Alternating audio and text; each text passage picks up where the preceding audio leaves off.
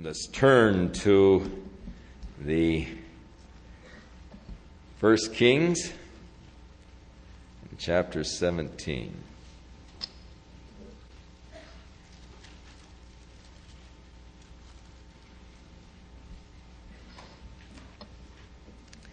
The 17th chapter of 1 Kings introduces us now to a very interesting character, Elijah the Tishbite.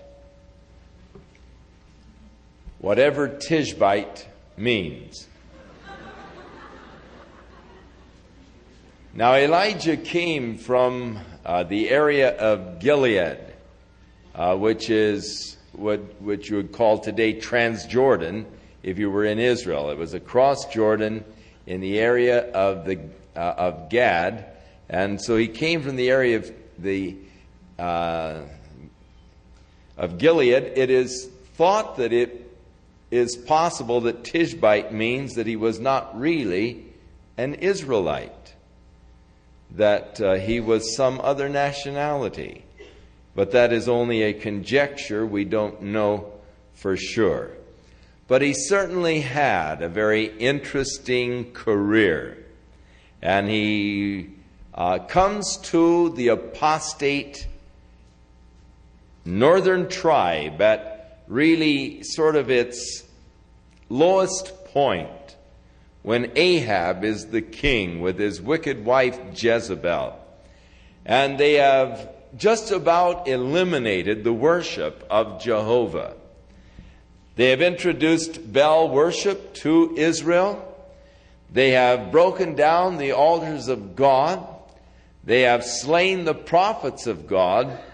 And they have just about eliminated the worship of God from the northern kingdom of Israel. And so at this dark period of history, Elijah comes on the scene with the message of God and the warning of God for the people. And so he's a very interesting character indeed. It is prophesied in Malachi that before Jesus comes again, that Elijah will come and will be turning the hearts of the children to their fathers, and God is going to send Elijah back to the nation Israel to really bring a great revival to Israel before the second coming of Jesus Christ. Now, when Zechariah the priest, recorded in Luke chapter 1, was in the temple fulfilling his course of ministry, the angel Gabriel stood beside the altar and informed Zechariah that his wife Elizabeth in her old age was to bear a son. And he said, "And he shall go forth in the spirit and in the power of Elijah, to turn the hearts of the children unto their fathers." The key there, I think, is the spirit and the power of Elijah.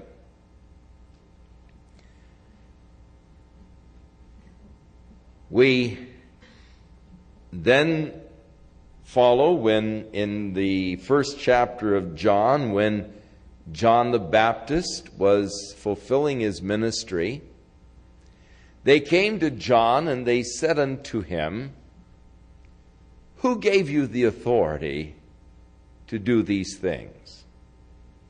Are you Elijah?" And he said, "No." "Are you that other prophet?" "No." "Then who are you?" He said, "I'm the voice of one crying in the wilderness, saying, make straight the path of the Lord." Now, John denied that he was Elijah. However, after the death of John the Baptist, Jesus was talking about John. And he said, "Of all men born of women, there has not risen a greater prophet than John the Baptist." Yet he who is least in the kingdom of heaven is greater than he." The disciples then said to the Lord, "How is it then?" He's giving John the Baptist this credit for being one of the greatest prophets. He said, "How is it then that the Bible says Elijah must first come?" And Jesus said, "Elijah shall first come." In other words, the prophecy of Malachi will be fulfilled. Before Jesus comes again, Elijah will first come. But, he said, if you are able to receive it, this is Elijah, referring to John the Baptist. Now, we realize that there are two aspects of the coming of Jesus Christ. His first coming was to give himself as God's Lamb a sacrifice for our sins. His second coming is to reign and to establish God's kingdom upon the earth. But there are two aspects to the coming of Christ, and thus there are two aspects to the prophecy of Elijah being the forerunner. And thus John the Baptist, in the spirit and in the power of Elijah, was the forerunner at the first coming, but Elijah will return to be the forerunner before Jesus comes again. John the Baptist was in the spirit and in the power of Elijah. Now, Elijah did appear with Jesus on the Mount of Transfiguration. When Jesus went up into the high mountain with his disciples, Peter, James, and John, and he was transfigured before them, Elijah appeared there on the Mount of Transfiguration with the Lord. No doubt, in Revelation chapter 11, verse 2, where it speaks of the Lord sending the two witnesses, his two witnesses, unto the nation Israel, that one of the two witnesses will indeed be Elijah, and the fulfillment of the prophecy of Malachi. So Elijah is a very interesting character because he is interwoven. This is the beginning of his career, but he showed up on the Mount of Transfiguration, and he's going to show up once more before Jesus comes again. Now, because of the prophecy that Elijah will first come, that is why the Jews at every Passover, when they celebrate Passover, they always set the empty chair and leave the door open.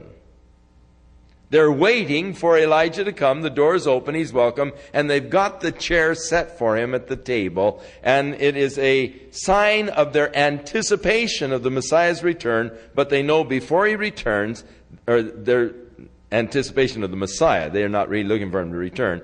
But their anticipation of the Messiah, and the chair set for Elijah before the return.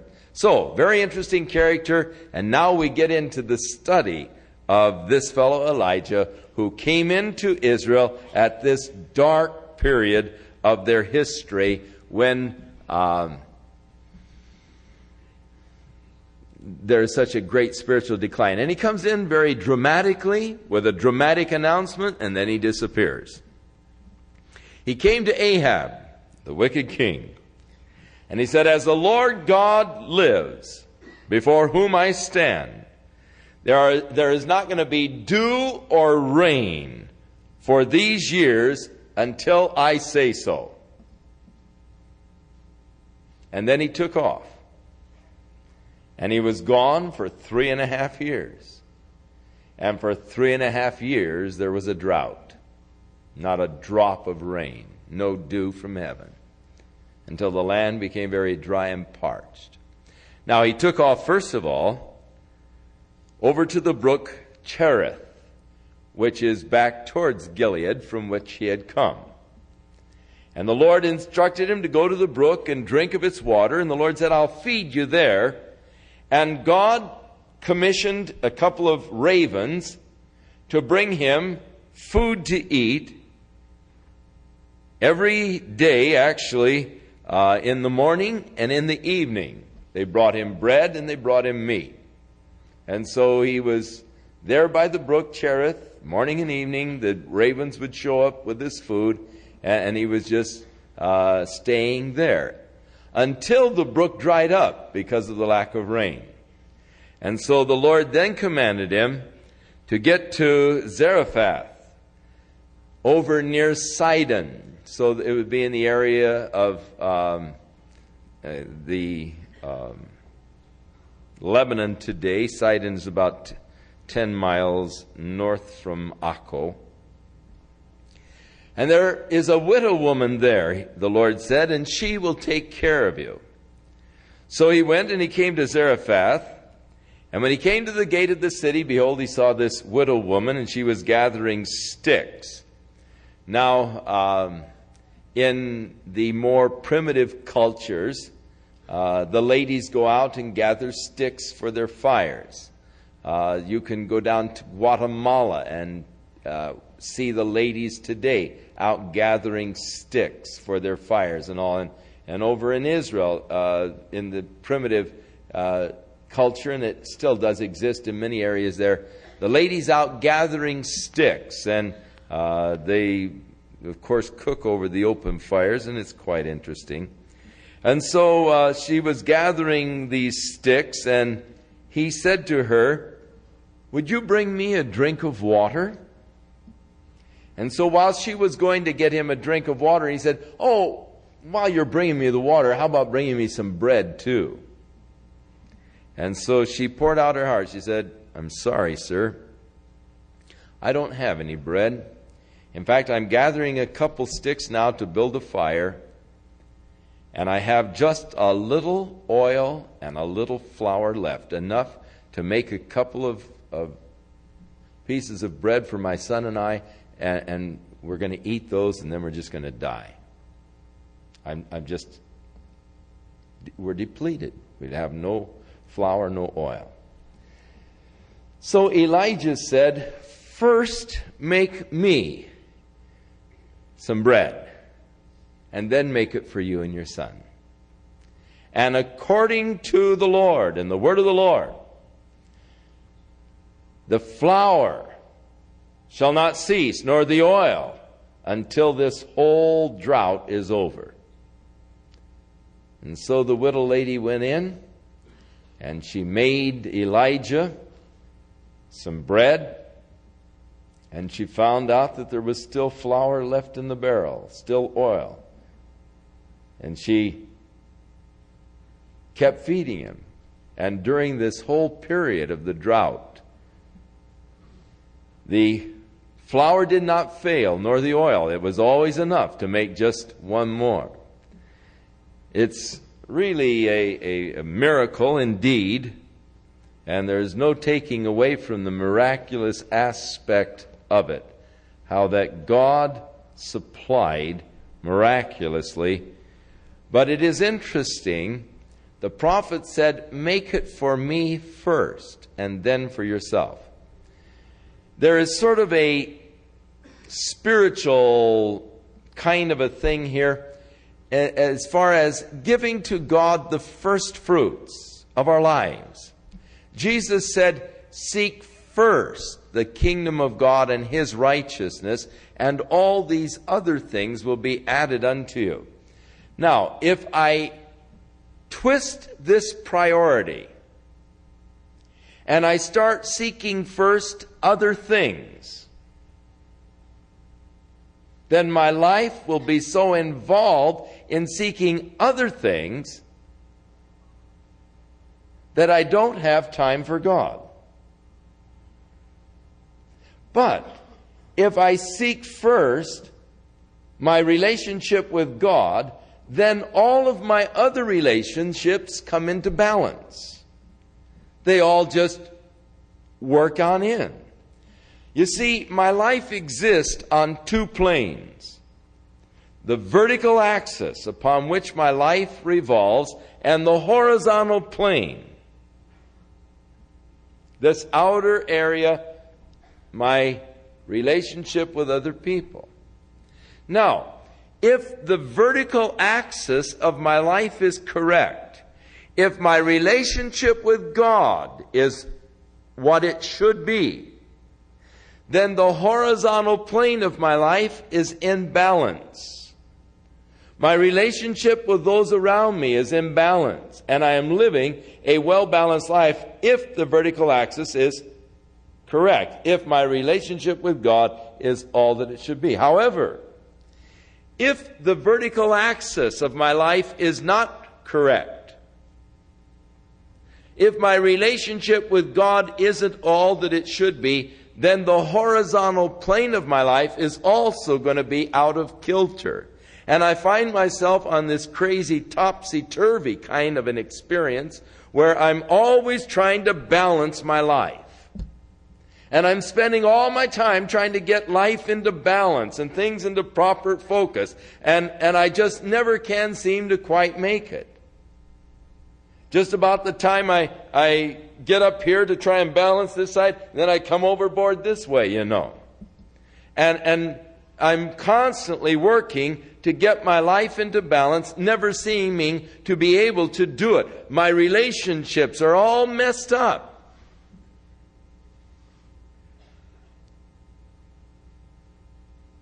Now, if I spend my time in just trying to balance my life, I am only treating the symptoms.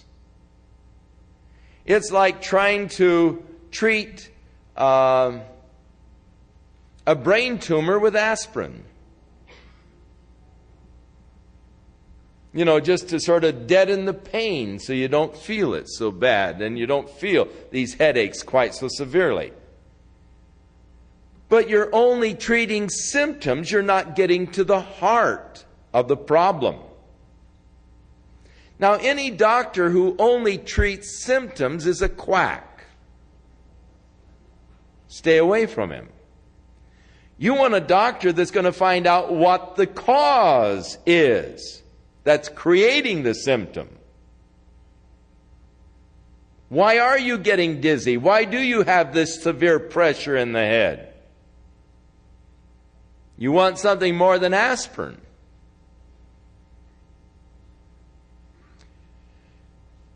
Now, people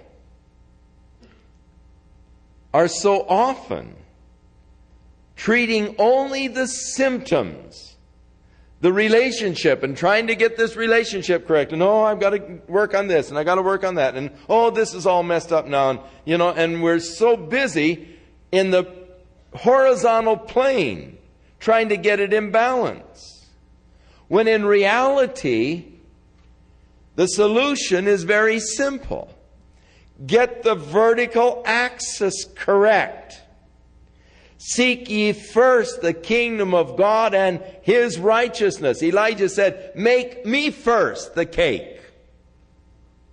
Now, had she gone in to make, first of all, the cake for herself and her son, that had been it. The barrel had been empty of flour. The oil had been gone. They would have died.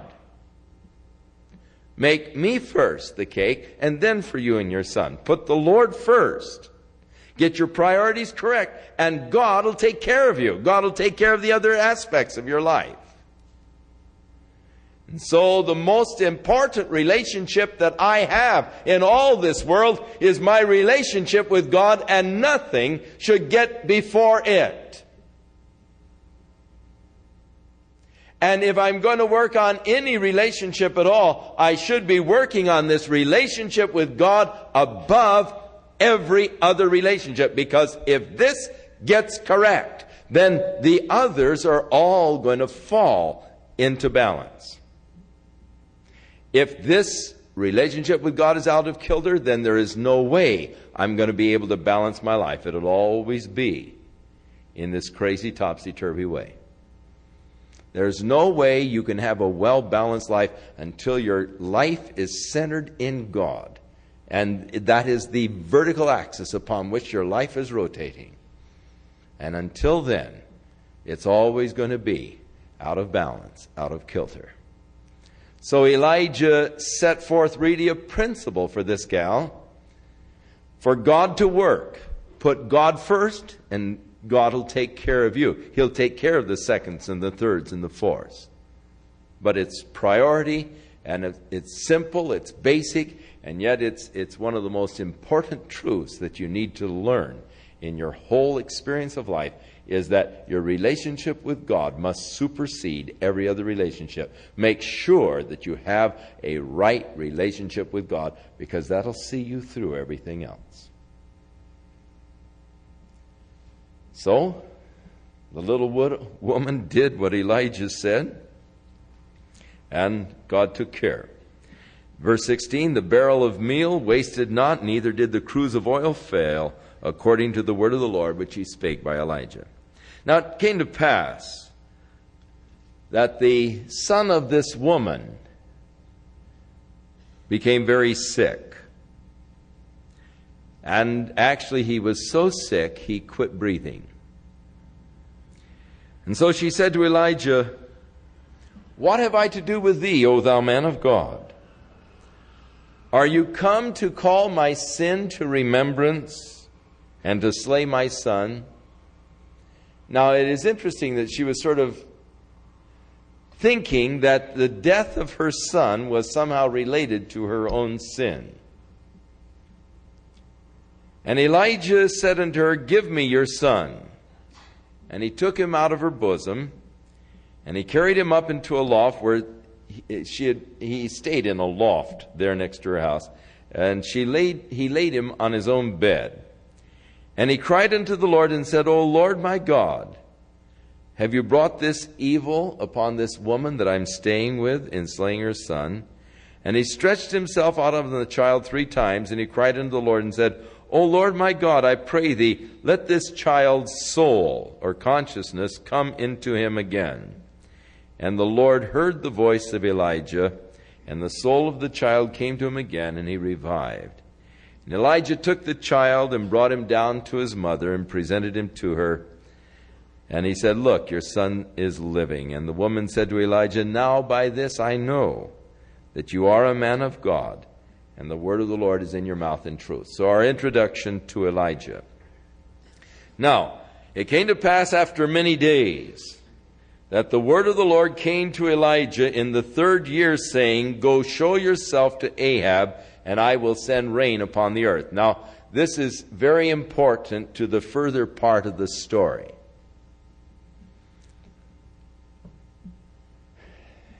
The word of the Lord came to Elijah, saying, go show yourself to Ahab, I'm going to send rain upon the earth. So he has the promise of God that rain is going to come. Now later on, we're going to find Elijah up on Mount Carmel praying, bowing himself and praying, God send rain, and sending his servant out toward the Mediterranean to see if there were any clouds coming. And he sends his servant out 7 times. But his prayer and sending the servant out looking for a cloud is related to this first verse where the Lord promised, I will send rain. In other words, the prayer was premised upon the fact that he had heard from the Lord and received the promise of God. Prayers that are based upon God's promises and God's word, you can be sure are going to be answered. So here's the promise of God. He heard the word of the Lord, and on the basis of the hearing ear came the prayer. We'll get to that a little later. I just want you to make note of that at this point, and we'll come back to it. So Elijah went to show himself to Ahab, and in the area of Samaria, the northern kingdom, there was a horrible famine because they've been now for 3 years without rain. And so Ahab had called Obadiah, who was the governor over his house. Now, a little personal note on Obadiah. He was a man who really feared God.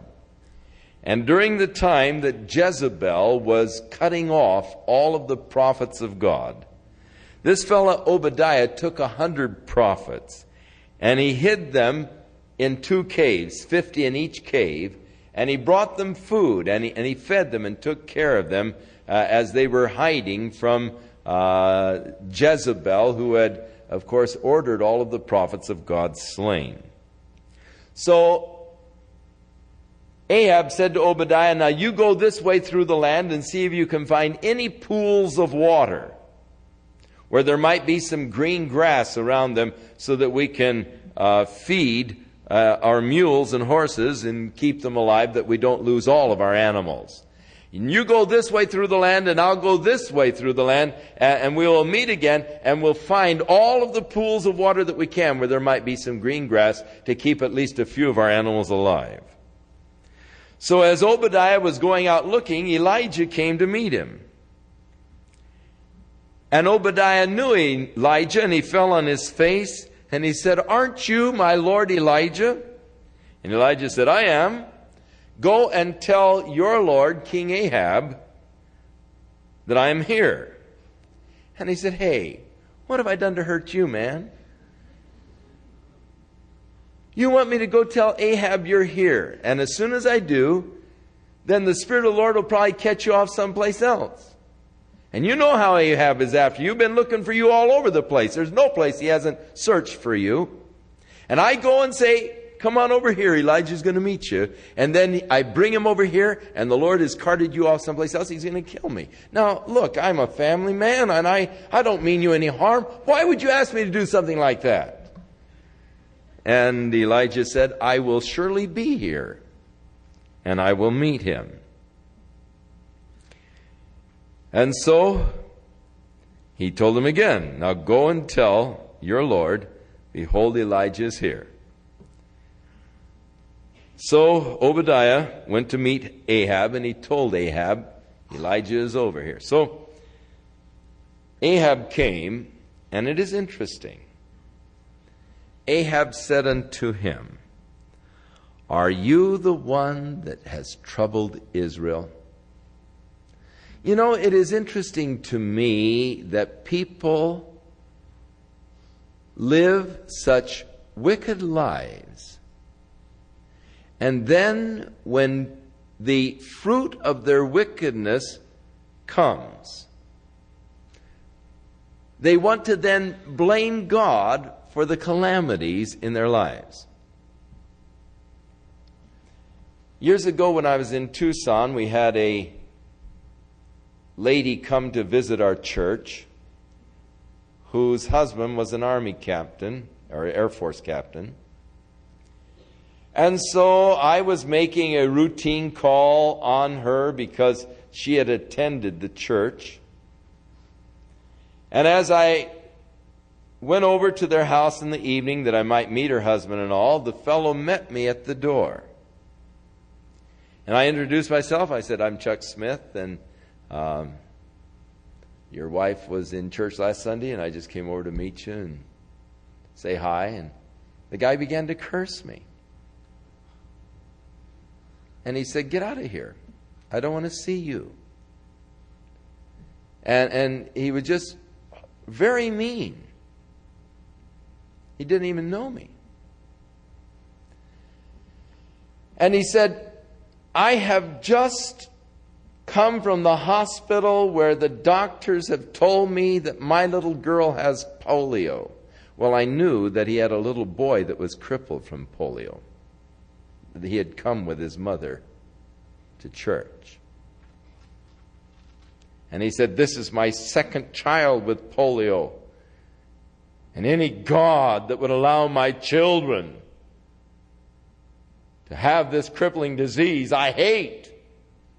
I want nothing to do with anybody that has anything to do with him." And he began to curse me again. And I said, "Tell me something, sir. Have you been serving God?" And that really made him mad. And he went on with his oaths telling me, that he hadn't been serving God. He said, "I know what it's all about. My dad's a Presbyterian minister. I grew up in a Christian home and all." But then he was just so bitter against God. And I said, "Well, answer me this. If you hate God so much and you haven't been serving him, why should God be obligated to take care of your children?"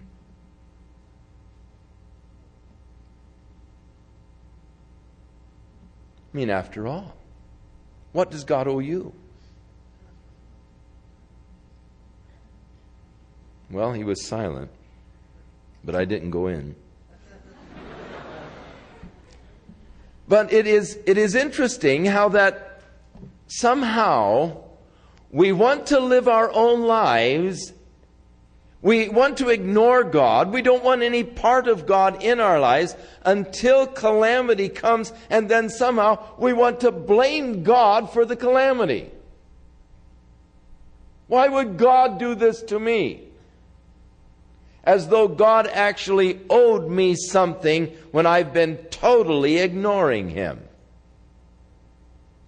So Ahab is now trying to blame the prophet of God for the calamity that has come to the land, the drought. Now, just because Elijah said there's not going to be any rain until I say so, he is blaming Elijah for the judgment of God. Are you the one that troubles Israel? And Elijah is not about to take the blame. He answered, I haven't troubled Israel, but you and your father's house have forsaken the commandments of the Lord, and you followed Balaam. Now therefore, send and gather me together all Israel to the Mount Carmel, and bring in the prophets of Baal, all 450 of them, and the prophets of the groves, the 400 prophets of Ashtoreth that you've been supporting.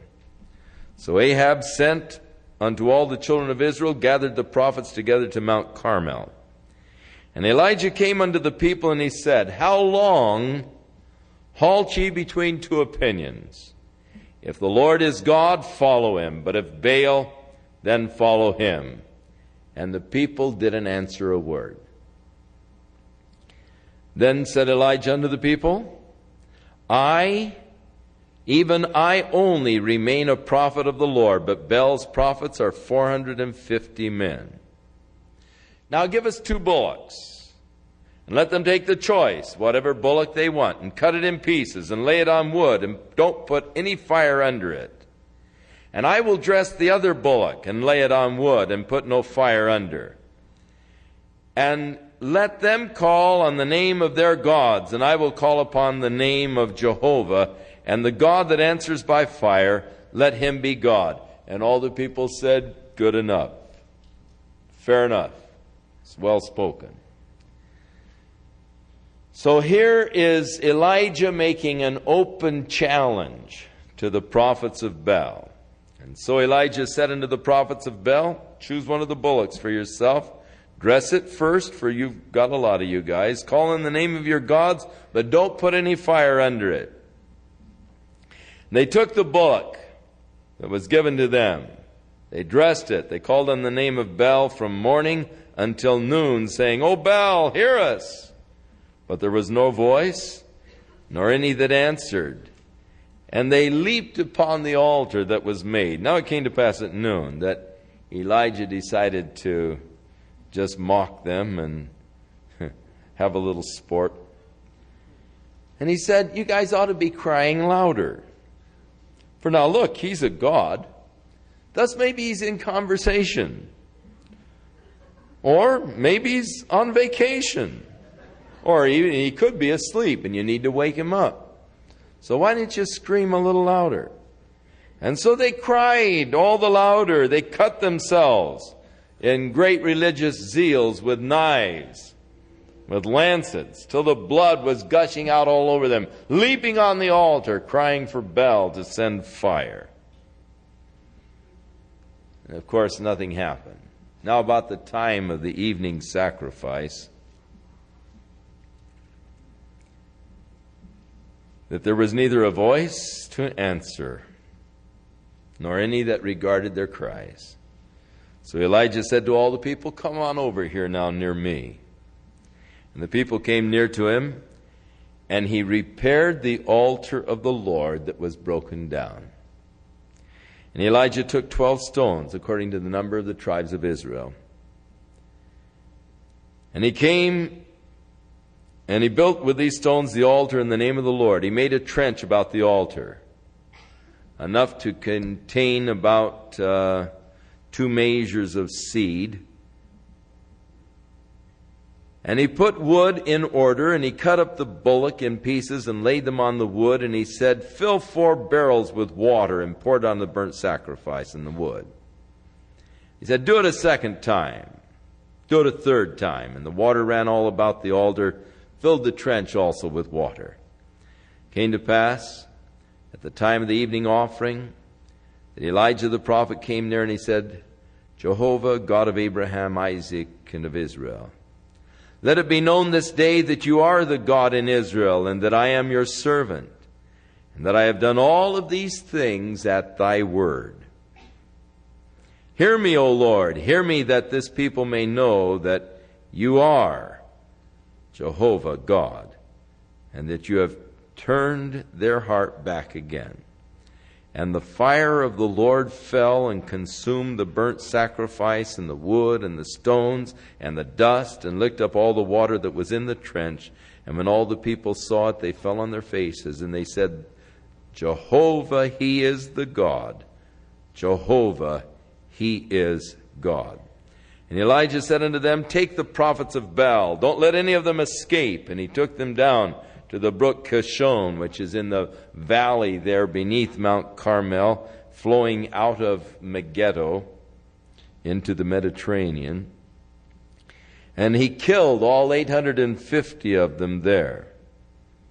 And so Elijah said to Ahab, "Get up and eat and drink, for there is a sound of an abundance of rain." So Ahab went to eat and to drink, and Elijah went up to the top of Carmel. And he cast himself down on the earth, and he put his face between his knees. And he said to his servant, "Go up and look towards the Mediterranean." And he went up and looked. He said, "There is nothing." He said, "Go again." And he sent him 7 times. And it came to pass the 7th time that he said, "Behold, there is arising a little cloud out of the sea, about the size of a man's hand." And he said, "Go up and say to Ahab, prepare your chariot and get down, in order that the rain doesn't stop you." And so it came to pass in the meantime that the heaven was black with clouds and the wind, and there was a great rain. And Ahab rode and went to Jezreel, the other end of the valley of Megiddo. And the hand of the Lord was on Elijah, and he girded up his loins and ran before Ahab to the entrance of Jezreel. So God answered by fire, and now God sent the rain in answer to his prayer.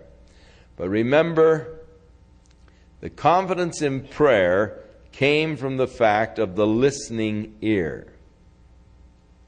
And this is always true. Real confidence in prayer comes from the fact that I have heard from the Lord. The listening ear is an important thing in prayer. Now, so often, we're so overwhelmed with our particular problem that we just rush right into God and start blurting out the whole, scene, rather than coming in and just waiting to maybe listen to God. Maybe He has something to tell me.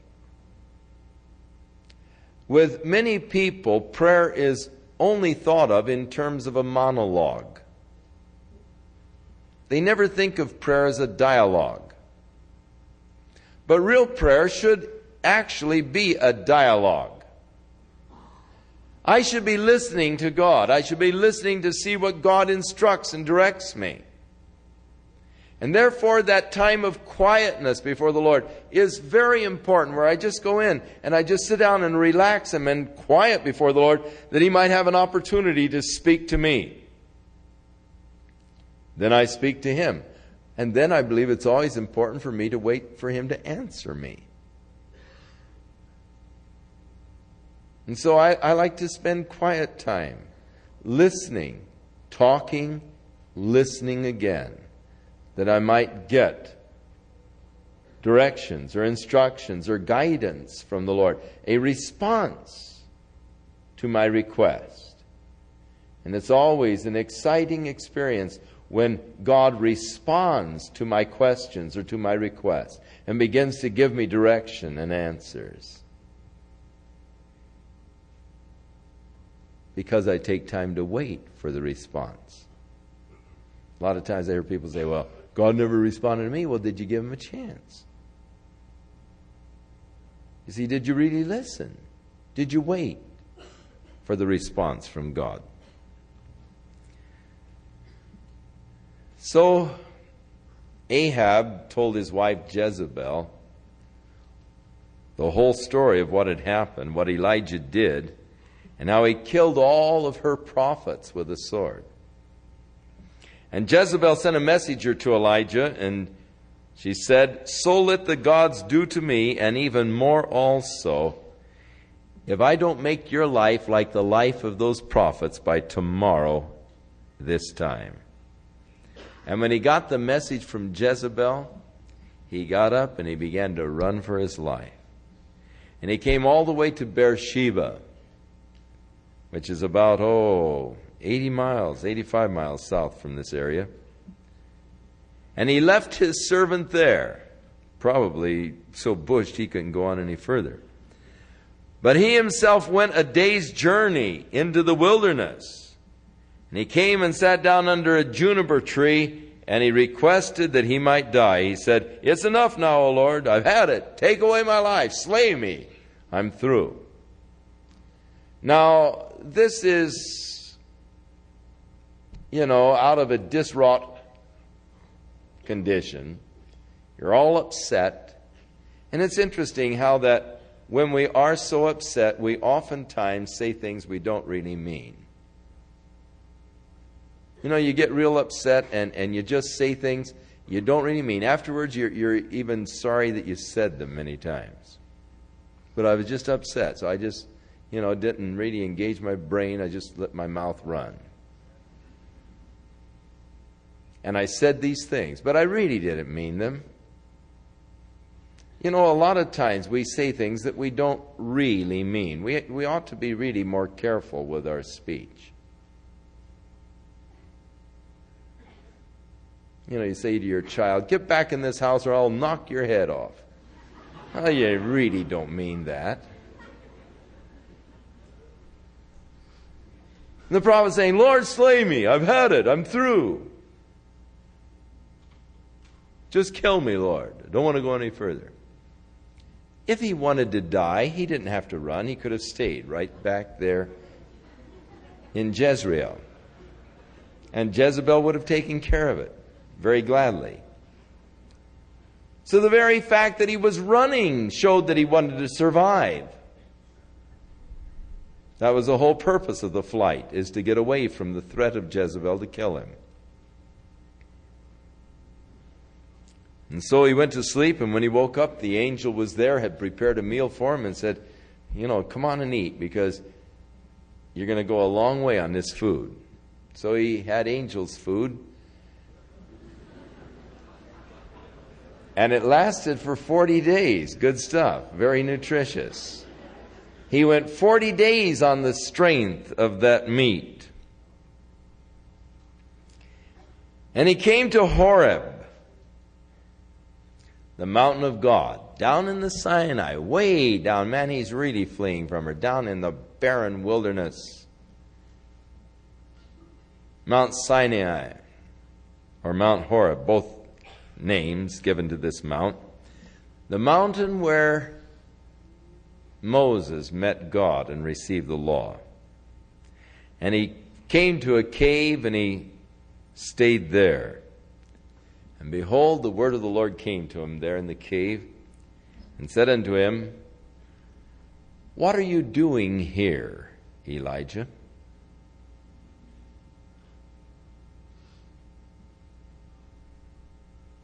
Now, Elijah didn't really understand the question. The question was, what are you doing here, Elijah? And Elijah answered why he was there. Not what he was doing there, but why he was there. He said, I've been very jealous for the Lord God of hosts, because Israel has really turned against God. They have forsaken his covenant. They have broken down his altars. They have slain his prophets. And I'm the only one left. And they're even looking for me to kill me. How bad can things get? The nation Israel in total apostasy. They have forsaken the Lord, broken down his altars, killed his prophets. Only one prophet left, and they're looking for him. Now, that is Elijah's overstatement of the case because he is so upset and discouraged. And that's one thing about discouragement and despair. It causes you to overstate the case so it actually looks worse than it really is. You know, we get so discouraged and so despondent. We don't want anyone to cheer us up. I just want sympathy at this point. This is so bad. No one's ever had it this bad, you know. And we always are overstating then the case, as Elijah was actually overstating the case of the problems in Israel. They've killed all of your prophets, and only I am left, and they're looking for me to kill me. God, you don't have a single one left in Israel. That isn't quite right, Elijah. But you're upset. And I understand, you know. You get so down that you just can't see any glimmer of hope, any light. And the Lord said, Elijah, come on out here and stand here on the mount. So Elijah came out to the entrance of the cave, and he stood there.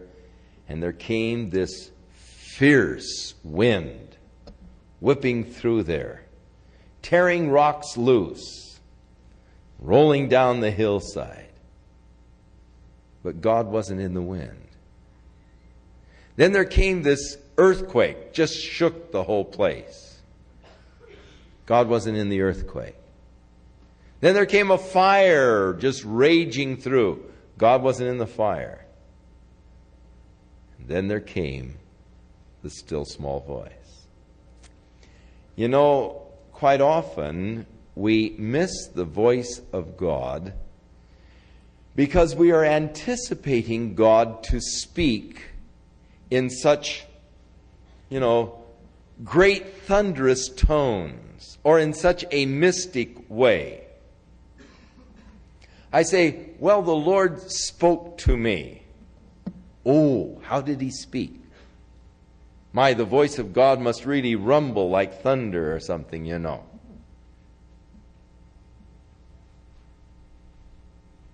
And we think that when God is leading us, that there must be something almost like a trance experience, where I become, almost in this trance, and I hear little signs saying beep, beep, beep, beep, beep, go forward, beep, beep, stop, and that it's some kind of a mystic thing where I'm walking around in a trance, God is leading me, I'm being led by the Spirit. Not so. In fact, when God is leading your life, He does it in such natural ways that generally you're not even aware that God is leading you. Because it just seems such a natural thing. Years ago, I was driving up to Ventura to have services in a church up there where I grew up. And they had invited me back to speak on a Sunday evening. So I decided to go up on Saturday, take a leisure drive, stay with my aunt in Santa Barbara Saturday night, and then drive back to Ventura on Sunday and speak there on Sunday evening. And so I had started up to Ventura, and I was in Hollywood, and I came to Sunset Boulevard, and it just flashed to me, and I had a convertible, and it flashed on me, what a beautiful day. Why not just flip the top down, drive down Sunset Boulevard to Pacific Coast, and go up past Malibu? I love that drive up the coast through Malibu and Point Magoo and on in that way. Such a beautiful day, I thought, and just put the top down and take a drive up the coast. So I started winding down, Sunset Boulevard winds all the way through until it finally drops you there in Santa Monica at the Pacific Coast Highway. And as I was coming down, the skies were so blue, so clear, and it was just such a beautiful day, spring day. And there was a couple who were hitchhiking. I thought, oh, well, I'm all by myself. Might as well pick them up. And, so I picked them up and we started asking them questions, found out they were from Montana. I said, well, what are you doing here in California? They said, oh, we're looking for work. I said, well, what kind of work do you do? I'm a farmer. And he said, I haven't been able to find anything in Los Angeles. I said, well, where are you going? They said, well, we're going to San Francisco. I said, well, there are no farms in San Francisco. I said, it's the same as Los Angeles. It's just a big city. I said, now between here and San Francisco, there's a lot of farm country. In fact, I said, I'm going through Ventura. I said, there's a lot of farms around Ventura. There's a lot of ranches and all. And I said, if you want to really get farm work, you better stop in one of these communities between here and San Francisco, Salinas or somewhere. You're never going to get a job on a farm up there. They poor kids, they didn't know, anything about California. They just heard that it was sunny and all, and they were tired of the snow in Montana and were just newly married and decided to move to California and, get a job. Then I started witnessing to them about the Lord. And when we got to Ventura, they decided that they would stay and look for work there. And I drove them by the church where I would be the next evening, invited them to come and meet me at the church the next evening. And we had prayer with them. They both accepted Christ. And so I bid them farewell and went on up to Santa Barbara to stay with my aunt. And never really expected to see them again. When I got to Santa Barbara, my aunt was making enchiladas, and she was the greatest enchilada maker in the world. And the phone rang, and it was my mother. And there were problems at our home in Santa Ana. I had an alcoholic uncle that I had kicked out, and he came back while I was gone, and my mother was quite desperate. She couldn't take him. It was my dad's brother, and she said it's either him or me, and so I had to drive right on back to Santa Ana that night and deal with my uncle and get him out of there for my mother's sake. So my whole trip to Santa Barbara was sort of in vain anyhow, I thought. But then I drove up the next night to Ventura, spoke at the church. We gave an invitation for those at the end who would like to receive Christ to come forward. And this couple, who I never expected to see again, came forward. And so there were several people that came forward that evening, and I went down and prayed with many of them. And I went up to this young couple and I told them how great it was to see them and how thrilled I was that they were there. And they were just beaming all over, telling me just how glorious it was, that they'd accepted the Lord and how happy they were. And they said, this man who came to pray with us, I knew him. His name is Mr. Jenkins. I grew up in Ventura, and I knew him quite well. And he was a foreman at the Del Mar Limonare Ranch. And so he came forward, prayed with them, and they shared, what the situation was. So he said, hey, I've got an opening out on the ranch right now. And he hired them, and they had a job and housing and everything else. And God just put the whole thing together. Then I got to thinking, it must have been the Lord that put into my mind, why don't you flip the top down and go up the coast? you know, it seemed like so me. Because I love the ocean and all, it seemed like such a natural thought that I really wasn't aware at that moment in Hollywood that it was actually the Spirit of God speaking to me and directing me to this couple that were really searching for the Lord as much as anything else. Because they were wide open to receive the witness and all. And yet I realized, hey, God was directing me. Because though I love the coast, being that well along on my way in the inland route, I don't like Sunset Boulevard and all the signals going out to the coast. And yet, suddenly I realized it was the Lord leading me. Now, it wasn't something mystical and there wasn't thunder and lightning and great winds and earthquakes or anything else. It was just a very natural way. And what the Scripture is saying is that God usually speaks to us in very natural ways. Don't expect God to speak in some earthquake in fact, it's awfully hard to hear God many times when our earth is shaking around us. It's awfully hard to hear God in the midst of the tempest and the storms of life. It's hard to hear God when it seems like everything around us is being consumed. Many times we need to get our hearts very quiet before God. We need to get away from the tempest. We need to get away from the shaking and the things around us to get alone to where I can really hear that still small voice of God within.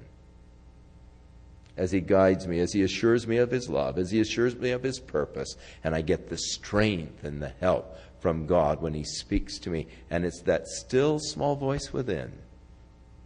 So natural that it seems like it comes maybe even from your own heart or your own mind. But in reality, it is God speaking to you. And it's always an exciting experience when I come to the realization that that thought didn't come out of my own subconsciousness. That thought came to me from God. God planted that thought in my mind. That still small voice, it was God speaking to me. And it's beautiful. It's a glorious experience to hear the still small voice. The Lord said, repeated the same question, "What are you doing here, Elijah?" And Elijah still didn't understand the question. He answered the Lord the same way. "I've been very jealous for you. For Israel has forsaken the covenant. They've broken down your altars. They've slain your prophets. I am left, and they're looking for me to take my life." Now, the question was, what are you doing here? Not why are you here? So the Lord got then to specifics with this upset prophet. Because in reality, he was doing nothing. He was hiding. Doing nothing. He had put himself out of service. He was out of commission. There was no one to witness to down there. There was no work for God to be done in that barren wilderness. So he was doing nothing. God doesn't like for us to do nothing. And so the Lord recommissioned him. He said, "Now look, get out of here and get on up to Damascus. And when you get there, anoint Hazael to be the king over Syria. And then get down and anoint Jehu to be the king over Samaria. And then anoint Elisha to take your place and all." God put him back to work. God got him away from this place of hiding in a cave, of doing nothing, and commissioned him back into service for the Lord. Even as God wants to get you off your duff and get you back doing something that's worthwhile for Him. And then the Lord sort of puts a little thing on the end. Elijah, you were exaggerating. For I have 7,000 men in Israel whose knees have not bowed to Baal, and whose lips have not kissed his image. I am left. No, you're not alone. I've got 7,000. God knew them. God had been observing. So he departed from there, and he found Elisha. And Elisha was plowing with 12 yoke of oxen before him. Actually, there were 10 before him, and he had the 12th beside him. And as Elijah passed by, he took his mantle, and he threw it on him. And Elisha left his oxen there and came running after Elijah. And he said, wait a minute, I pray you. Let me go back and kiss my father and mother goodbye, and I will follow you. And he said, go on back to your oxen. What have I done to you? But he returned back, and he took a yoke of oxen, and he killed them, and he boiled their flesh. And he gave it to the people, and he ate, and he arose and went after Elijah and became the servant of Elijah. Now Ben-Hadad, who was presently the king of Syria, gathered all of his hosts together. And there were 32 kings that went with him with their horses and chariots. And they came up and besieged Samaria, and they warred against it. And he sent messengers to Ahab, the king of Israel, the city, and he said unto him, thus saith Ben-Hadad, thy silver and thy gold is mine, your wives and your children, the best of everything you have, it's mine. And so the king of Israel answered and said, my lord, O king, according to your saying, I am thine and all that I have. So he asked for complete capitulation. I want all your gold and silver. I want all your wives, all your, all of your possessions. So Ahab was surrendering. He said, everything I have, it's yours. So Ben-Hadad wasn't satisfied. He sent back his messengers again and said, thus spaketh Ben-Hadad, saying, although I have sent unto you, saying that you shall deliver to me your silver, gold, wives, and children, yet I will send my servants unto you tomorrow about this time, and they will search through your house and the house of your servants, and it shall be, whatever is pleasant in their eyes, they shall put it in their hand and take it away. And the king of Israel called his elders together, and he said, mark, I pray you, look how this guy is just really seeking a fight. He doesn't want, just our gold and silver and wives. He wants a fight.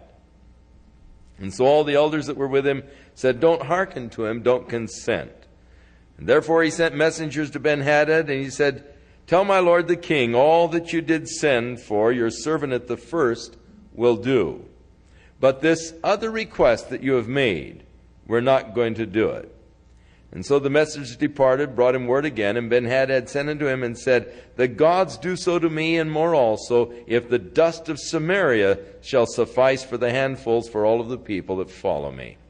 And he said, if everyone took the dust of Samaria, there wouldn't be enough for the number of people I have, to even have a fistful of dirt. I've got so many people that I'm coming against you with.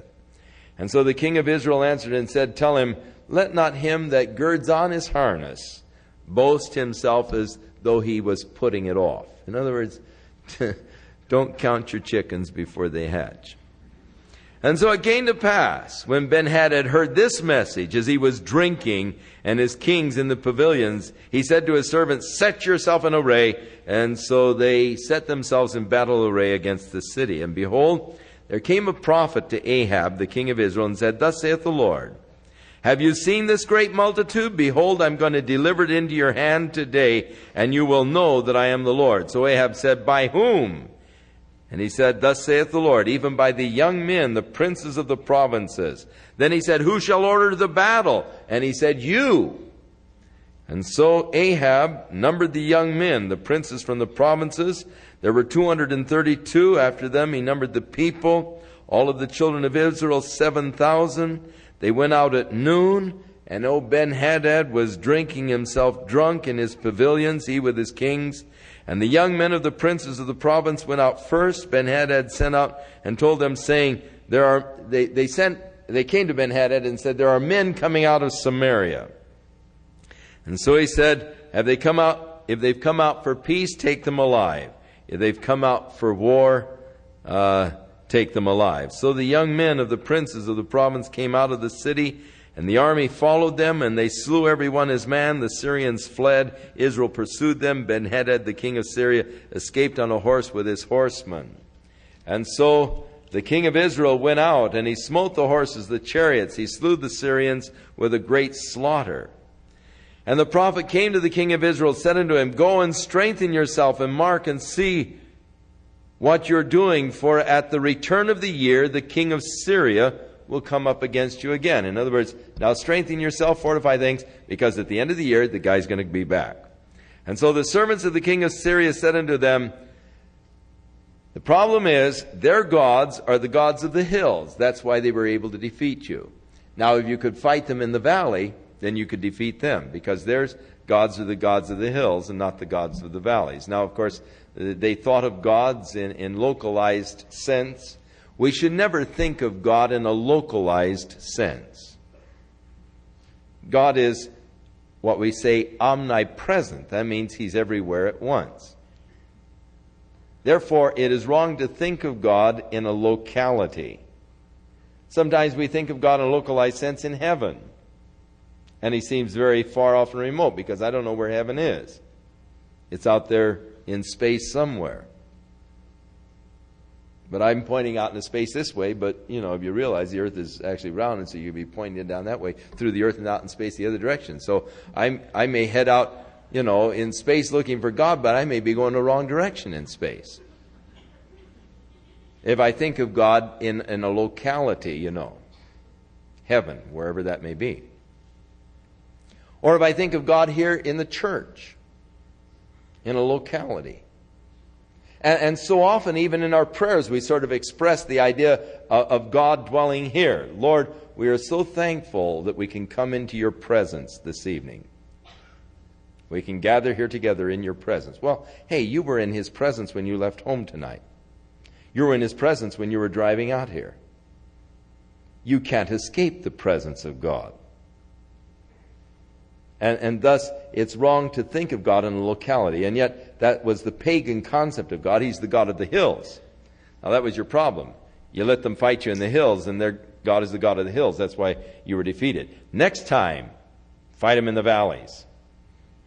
Because their God is the God of the hills, not the God of the valleys, and you'll be able to defeat them. So,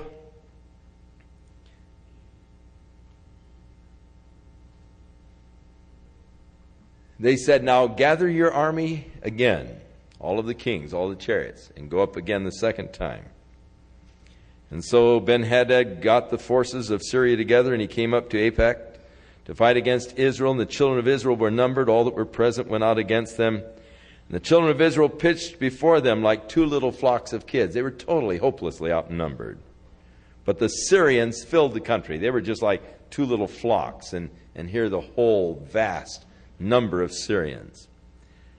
And there came a man of God and spake to the king of Israel and said, thus saith the Lord, because the Syrians have said, the Lord is the God of the hills, but not the God of the valleys. Therefore, I am going to deliver this great multitude into your hand, and you shall know that I am the Lord. Now, the interesting thing to me at this point is that though Ahab had turned against God and was a very wicked king, still God was continuing to speak to him.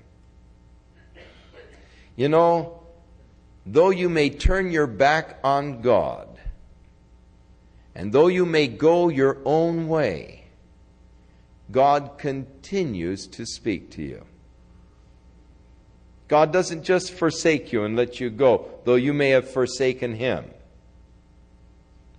God is continuing to speak after this guy has turned his back. So long his back has been turned against God. And yet God is still speaking to him. As God continues to speak to you, because He loves you, and He's seeking to draw you unto Himself. And thus, God doesn't cease His work speaking to man. And so, children of Israel came against them, and they're in the valleys, and wiped out the Syrians really worse this time than before. The Syrians were fleeing. Ben-Hadad was captured, and he was brought back. And he said unto him, the cities that my father took from your father, I'm going to restore them. And you shall make streets for you in Damascus, as my father made in Samaria. And then Ahab said to him, I will send you away with this covenant. So he made a treaty with him and sent him away. And a certain man, one of the sons of the prophets, came and said to his neighbor, smite me, I pray you. And the man refused to smite him. And he said, all right, because you've refused to smite me, you've not obeyed the voice of the Lord. So as soon as you depart from here, a lion is going to slay you. So as soon as the man departed from the prophet, a lion slayed him. So he found another man, and he said, smite me, I pray thee. And the man smote him, in that he was wounded. And so he came, and he waited for Ahab to come along. He disguised himself. He put ashes upon his face. And the king passed by, and he cried to Ahab, and he said, thy servant went out into the midst of battle, and behold, a man turned aside, and brought a man unto me, and said, keep this man. And if by any means he is missing, then we'll require your life for him. And this man got away from me, and now they want to kill me. And Ahab said, you've pronounced your own judgment. You said that it was your life for his life, and you let him get away. Man, you've set your own judgment. And so the guy took off the disguise. And the king of Israel discerned that he was one of the prophets. And he said unto him, thus saith the Lord, because you have let go out of your hand the man who I appointed to utter destruction, therefore thy life shall go for his life, and thy people for his people. And the king of Israel went home, and he began to live more carefully from that point on. But he was heavily displeased when he came to Samaria. Now it came to pass after these things that there was a fellow by the name of Naboth who had a vineyard down in the area of Mount Gilboa. And it was an excellent vineyard, and it was next to property that Ahab owned. And Ahab desired Naboth's vineyard. And so he came to him and he said, I'd like to buy your vineyard. Name your price. And Naboth said, hey, it's the family's. If I sell it, then I'm selling that which is the family's property. I don't want to sell you the vineyard. It's not for sale. And so the guy started pouting. He was so upset, just sitting there pouting. And he, someone has crossed him. He can't have his way. And so he's pouting. And his wife says, what in the world's wrong with you? And he said, oh, I just can't stand it. I want that vineyard of Naboth's and all. And she says, well, quit your pouting. I'll get you the vineyard if you want the vineyard. And so she ordered the men of the city to gather together, and she hired a couple of guys to lie against Naboth. So the elders were gathered together, and Naboth was there, and these two men came in, and they bore false witness. They said, we heard this man curse the king and curse God. And so the penalty for cursing God, of course, was being stoned to death. And so with the two men bearing witness against him, lying as they did, they killed Naboth. And of course, Jezebel just moved in and took his vineyard and gave it as a present to her husband.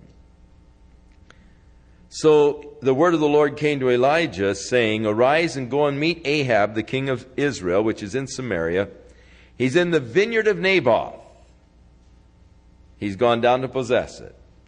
And you shall speak unto him, saying, thus saith the Lord, have you killed and taken possession? And you shall speak unto him, saying, thus saith the Lord, in the place where the dogs licked the blood of Naboth, shall the dogs lick thy blood, even thine. So Ahab said unto Elijah, Have you found me, my enemy? And he answered, I have found you, because you have sold yourself to work evil in the sight of the Lord. Behold, I will bring evil upon thee, and take away your possession, and cut off from Ahab all of his descendants. And I will make your house like the house of Jeroboam, the son of Nebat, and like Baasha. In other words, the dynasty, the family dynasty is going to be gone. And he also spake against Jezebel, saying, the dog shall eat Jezebel by the wall of Jezreel. And him that dies of Ahab in the city, the dogs will eat. Him who dies in the field, the fowls of the air, the vultures will eat. And there was none like unto Ahab, who did sell himself to work wickedness in the sight of the Lord, whose wife Jezebel stirred him up. There is none any worse than this king. They did very abominably in following idols, according to all the things that the Amorites had done before them, the people that the Lord had cast out of the land. Now it came to pass, when Ahab heard these words, that he began really to live more carefully. He put on sackcloth, he fasted, and he lived very carefully. And so the Lord came to Elijah and said, these things will not happen in his days, but in the days of his children. So they went for 3 years without war between Syria and Israel. But it came to pass in the 3rd year that Jehoshaphat, who was the king of the southern tribes, Judah, he came up to visit Ahab. And the king of Israel, that would be Ahab, said to his servants, Ramoth in Gilead is ours, and we be still, and take it not out of the hand of the king of Syria. So he said to Jehoshaphat, will you go with me to battle at Ramoth Gilead? And Jehoshaphat said to the king, I am as you are, my people as your people, my horses are as your horses. So Jehoshaphat said to the king of Israel, let's inquire of the Lord and see if we're to go to battle. So the king of Israel gathered his prophets together, and he said unto them, shall I go against Ramoth Gilead to battle, or shall I forbear? And they said, go up, for the Lord shall deliver it into the hand of the king. So Jehoshaphat said, the king from Judah said, do you have any other prophet that we can ask?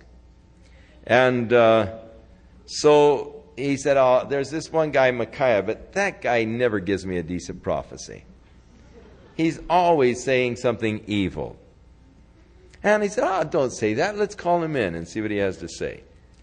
So in the meantime, this one prophet, Zedekiah, made some iron horns. And he put them on his head, and he went running around with these iron horns on his head. And he said, thus saith the Lord, with these shall you push the Syrians until you've consumed them. And all the prophets said, go up to Ramoth Gilead and prosper. The Lord is going to deliver it in the king's hands. So the messenger who went over to get Micaiah spake unto him and said, now look, all of the guys have given in good prophecy, so come on in and say something good. Don't lay a heavy one on him, you know. So he said, the prophet answered, he said, as the Lord lives, I am only going to tell him, and I can only tell him what the Lord tells me to tell him. And what the Lord says, that's what I'm going to speak. So he came to the king. And the king said unto him, Micaiah, shall we go against Ramoth Gilead, or shall we forbear? And no doubt he answered him in a very sarcastic way, so that Ahab realized that the guy was, he probably said, just go and prosper, for the Lord is going to deliver it into the hand of the king. And he said it in such a way that he knew that the guy wasn't sincere. And he said, how many times have I told you, don't tell me anything that is not true in the name of the Lord? He said, all right, you want to know the truth? I saw all of Israel scattered on the hills like sheep that have no shepherd. And the Lord said, these have no master. Let them return every man to his house in peace. In other words, he is prophesying the death of Ahab, the shepherd over the people. The people are all scattered over the hills because their shepherd's been destroyed. And the king of Israel said to Jehoshaphat, didn't I tell you that this guy gave me a bad one? Never says anything good. And the prophet Micaiah went on to say, "Hear the word of the Lord. I saw the Lord sitting on his throne, and the host of heaven was standing by him on his right hand, on his left.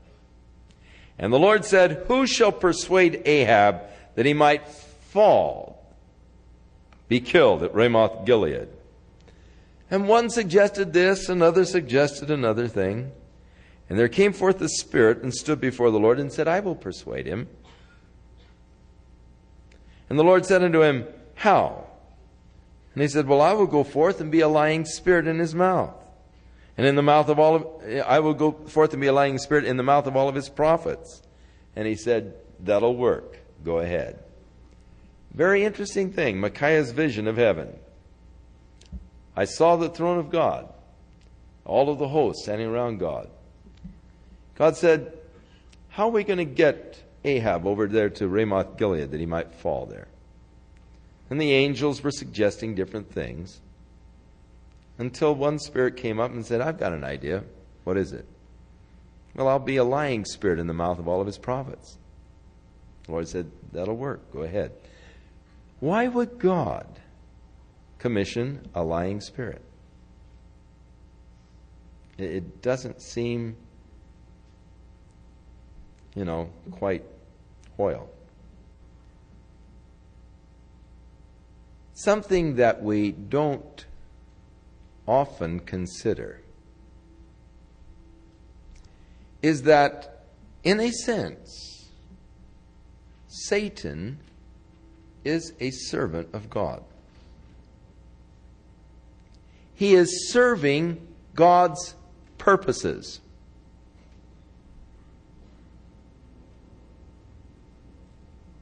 That is why God has allowed him to exist. That's why God has allowed him freedom. He is acting in the sphere of his own free will, but yet the controls are ultimately held by God. We have made a tragic mistake in our thinking processes as we think of Satan as an opposite of God. Satan is not an opposite of God. God is an eternal, omnipotent, self-existent being. Whereas Satan is a created being and is in the rank of angels. So if you're looking for an opposite of Satan, you'd have to look at maybe Michael, one of the archangels. You would have opposites, but in no way is he an opposite of God. No way does he rank even near God. He is existing under the total sphere of God, and though he is opposed to God, he is not an opposite of God in any sense of being an opposite to God who is God, the eternal, omnipotent God. Satan is definitely limited in his understanding, in his abilities, in his powers. They are limited by God. God says you can go so far, no further. Satan complained to God the fact of his limitations in the case of Job. You've put a hedge around that guy. I can't get to him. And he was complaining that God had put limitations on what he could do. So Satan is only allowed liberty within a limited scope. God puts the limitations on him. But he does serve purposes of God. Thus, God can use, and often does use, Satan or his emissaries to fulfill God's purposes.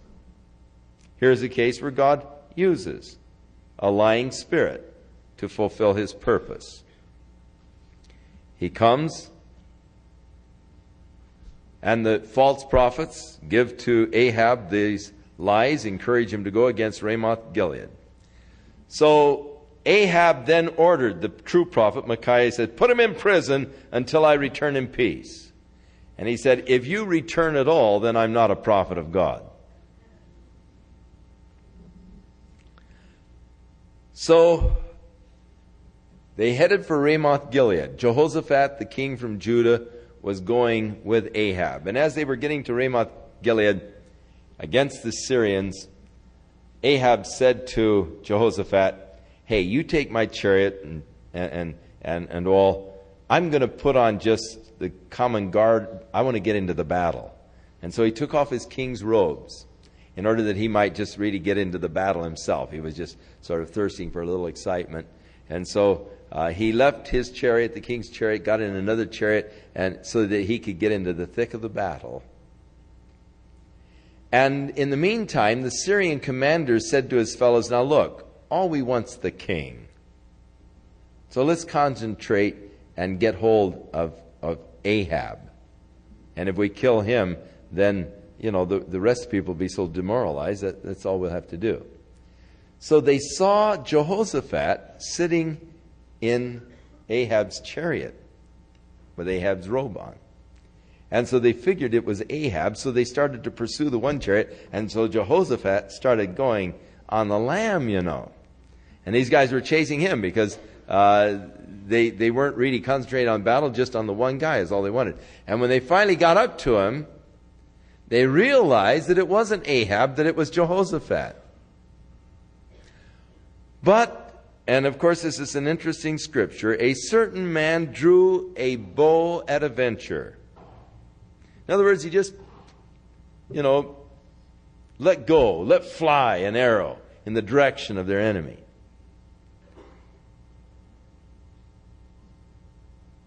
And actually, the arrow hit Ahab. And he turned to the driver of his chariot and he said, turn and carry me out of the battle because I'm wounded. And the battle increased that day, and the king was propped up in the chariot against the Syrians, but he died at the evening time, and the blood ran out of the wound into the midst of the chariot. And there went a proclamation throughout all of the host about the time the sun was setting, saying, every man to his city and every man to his own country. So the king died and was brought to Samaria, and they buried the king in Samaria. And one washed the chariot in the pool of Samaria, and the dogs licked up his blood. And they washed his armor according to the word of the Lord, which he spake. Now the rest of the acts of Ahab, all that he did, the ivory house that he had made, all of the cities which he built, they are written in the book of the Chronicles of the Kings of Israel. Interestingly enough, in the city of Megiddo, which is one of the cities that Ahab had rebuilt.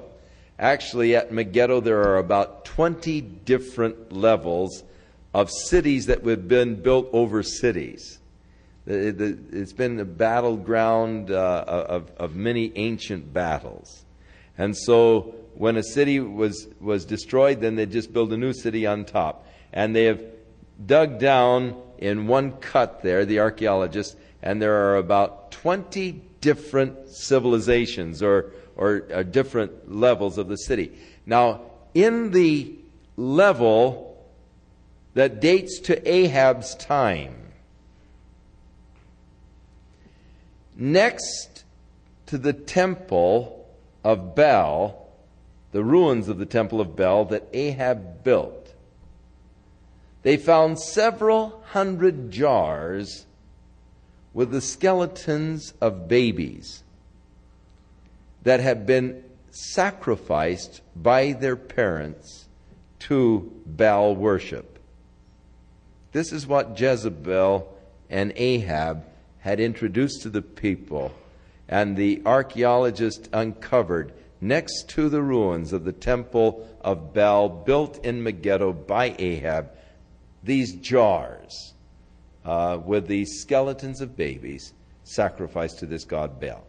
We understand from this why God wanted this horrible religious system to be utterly wiped out. Because it did involve the sacrifice, the human sacrifice, their own babies, unto their worship of their God. So we come to the close of Ahab, and his son Ahaziah reigned in his place. Now Jehoshaphat, and now shift gears. You remember last week we told you we have two kingdoms, the northern kingdom and the southern kingdom. So meanwhile, back in the ranch, back in the southern kingdom. Now we spent a lot of time up in the north, not because of Ahab, but because of Elijah. Really, he became the central character of the story. And so a lot of print is given to Ahab only because of the fact that Elijah was a prominent character during this particular period of their history. But back in the southern kingdom, where the descendants of David are on the throne, Jehoshaphat, who was the son of Asa, who was a good king for the most part, began to reign over Judah in the 4th year that Ahab was reigning in Israel. So they were co-regents for quite a period of time. Jehoshaphat was 35 years old when he began to reign. He reigned for 25 years. And he walked in all of the ways of Asa his father, who I said was a fairly good king. He turned not aside from it, doing that which was right in the eyes of the Lord. Nevertheless, the high places for pagan worship were not taken away, for the people offered burnt incense yet there in the high places. And Jehoshaphat made peace with the king of Israel. You remember he had come up and was invited by Ahab to go in battle against Ramoth Gilead. So there was an alliance between the two kings. Now the rest of the acts of Jehoshaphat, the wars and so forth, they are written in the book of the Chronicles of the king of Judah. So we will get that story when we get into Chronicles, because we do have the Chronicles of the kings of Judah, though we do not have the Chronicles of the kings of Israel. And the remnant of the Sodomites, which remained in the days of his father Asa, he took out of the land. And there was then no king in Edom, but a deputy, that is in the area south of the Dead Sea and on the far bank. There was no king, only a governor over the land. Jehoshaphat made ships of Tarshish to go to Ophir for gold, but they went not, for the ships were broken up, no doubt, in a storm at Ezion-Geber. And so Ahaziah, the son of Ahab, said to Jehoshaphat, "Let my servants go with your servants in the ships." But Jehoshaphat would not. And Jehoshaphat slept with his fathers, was buried with his fathers in the city of David, and Jehoram, his son, reigned in his stead. Now Ahaziah, who was the son of Ahab, back up in the north, began to reign over Israel and Samaria in the 17th year of Jehoshaphat, the king of Judah. And he reigned for 2 years. He did evil in the sight of the Lord. He walked in the ways of his father Ahab, and in the ways of his mother, that wicked Jezebel. And he served Baal and worshipped him and provoked to anger Jehovah, the God of Israel, according to all that his father had done.